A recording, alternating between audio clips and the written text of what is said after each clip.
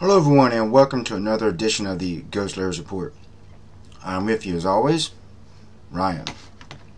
Okay, so apparently that some radioactive strontium, which we already know has been released into the air following a Fukushima Daiichi nuclear disaster, has been detected in 10 prefectures across Japan.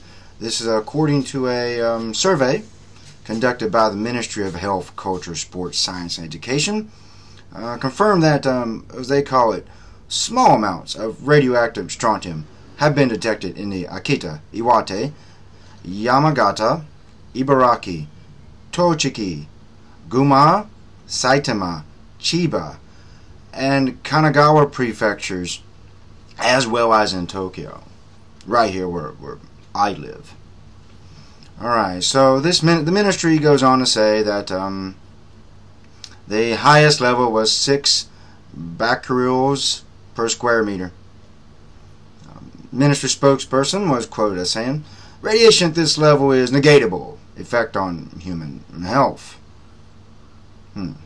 Okay, so as we already know, the nuclear industry goes to great lengths to say that low levels of radiation are very hard to detect in the first place, and they have no way of knowing what the effects of lower levels of radioactive material have on the human body. So logic would dictate there that we must assume that any type of hyper radioactivity designed for nuclear power production is not the same as the radiation you find naturally happening around you, what they call background radiation. Logic would naturally assume that we cannot say those two are the same. So radiation is not created naturally. It's created in a nuclear power plant.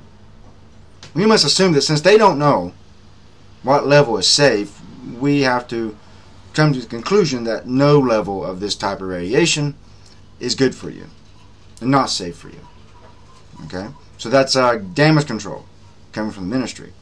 Now, it's interesting that these government findings come out at this time because Tokyo Shimbun reported that the Koto Association for the Protection of Children, they recently held a press conference at the Tokyo Metropolitan Government back on June 7th to announce the results of a survey it carried out. The research, which was done by Professor Tomoya Yamaguchi of Kobe University, found cesium levels of 230,000 becquerels per square meter. Now, where they find this at? They found these high levels of radioactive cesium, not the strontium, this is different, in an athletic ground near the Tobu sewage sludge processing plant in Tokyo. Yeah. So that opens up more than one issue there. Why is a sewage sludge processing plant near an athletic ground? But that's neither here nor there. So that's an extremely high level of cesium showing up here in Tokyo. But when you have a government report comes out, it goes, oh, no. It's actually very low levels. So somebody's lying here. Alright? All these government studies come out, so radiation is so low, not a problem. And all these independent studies keep coming out that are giving the exact opposite. Not only that, but you have average citizens going out getting readings at various locations, and they're much higher, typically, than what the government reports. So this is strange in this type of reporting here. Now, do I know exactly which one's the truth or not? No, I don't. But I can tell you that Japanese government really, at this point, they don't have a lot of credibility left here. And as we all know, naturally, all governments should be under suspicion at all times. That's only common sense. Okay, so